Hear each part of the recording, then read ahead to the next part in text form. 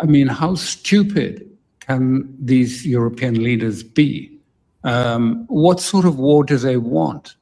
And why would America join in with it? Do they really think America wants to go to war against Russia?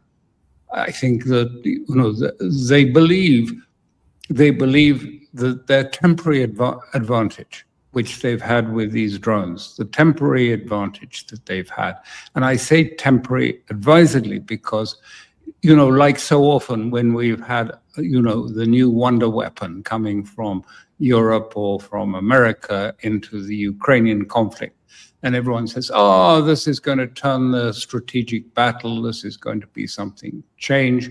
And what happens? After a few weeks, the Russians work on it and they come up with some means to counter it. And quite obviously from last night, we're seeing that they were able, their drones arrived, they were principally attacking military industry in Kiev and around Kiev, military depots and command posts. That's what they were targeting, not civilian houses and civilian buildings. Putin has been very careful not to do that at any point. He leaves that. That's what the Ukrainians do, and that's why they, hold them in such disrespect, and they hold Europeans in such disrespect too, because of encouraging this and using drones to try and, and are quite admittedly, and the Europeans say it is to unsettle the Russian public, make them feel frightened, fear, and so that they will then turn on Putin and drive him out. Well, as it's turning out, it seems that maybe having the opposite impact. I just showed you a comment from a U.S. representative and from former Prime Minister Johnson about how that message is translating into our side. Well, let me show you how the message is translating on the other side. First of all, here is Maria Zakharova talking about how the Russians view this whole situation. The terrorist nature of the Kiev regime is no secret to anyone, including Zelensky's handlers and patrons in London, Paris, Brussels, and other Western capitals. We have repeatedly and literally every single day with concrete facts in hand cited examples of the Zelensky regime employing terrorist methods, including the shelling of residential neighborhoods, tourist beaches, and children's playgrounds. We have provided examples of its sabotage operations and political assassinations on our country's territory. We are talking about Starobelsk, about the murder of college students in that town. We are talking about the attack on a passenger bus in the Bryansk Oblast carrying a youth soccer team from Gomel, Belarus. What else can you call all this? These are genuine textbook acts of terrorism. So what is going to be the impact on the Russian side of her comments there? Because the question is, and in the context of this question is, where is the war going? Is it going to just meander along the front line for another 2 or 3 more years, or is something else going to happen? Well, first of all, just to say that that what she said was quite accurate, because it was last summer when there was a meeting with NATO on the Ukrainian side. There was a decision then, because the war wasn't going so very well, to move to what they called, the Europeans, in obscure language called asymmetrical warfare, which is precisely what we've seen. And you remember what happened. What she said was right. You remember at the New Year's Eve, there was a whole group of children on the beach in Crimea. And there was a missile attack on the beach resort on New Year's Eve. And many were killed.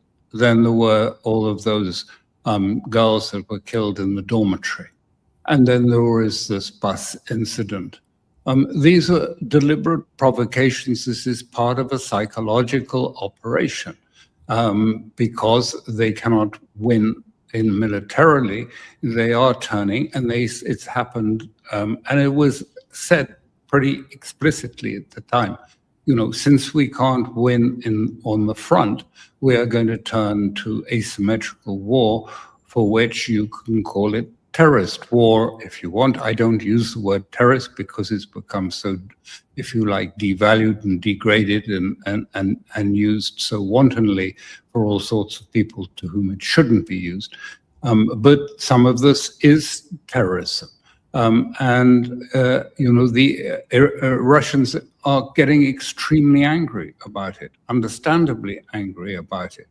And, you've only got to look at Iran. Look at the impact of that attack on a school with 163 little girls literally incinerated in that school.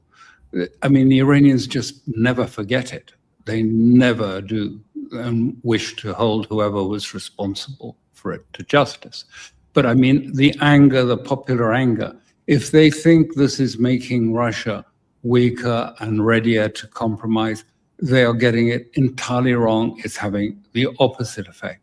And the Russians are looking now at what to do. And I think I've said, and it was on a previous program with you, and I said, they're learning the lessons from Iran, that you have to be tough.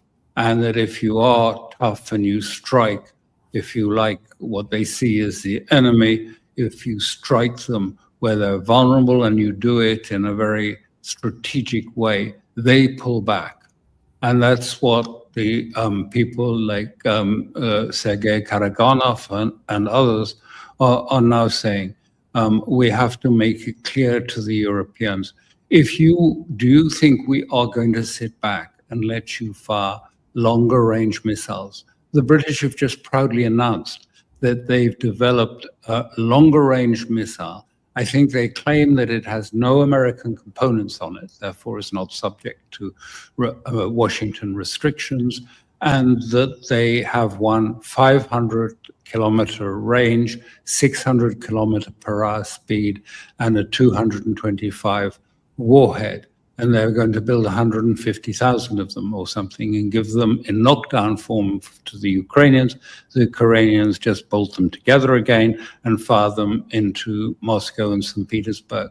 And if anyone in Europe thinks the Russians are just going to say, oh, well, they're firing them through NATO airspace, so how can we do anything? We can't really do anything because there's Article 5. Then they're making a huge mistake, because that's over.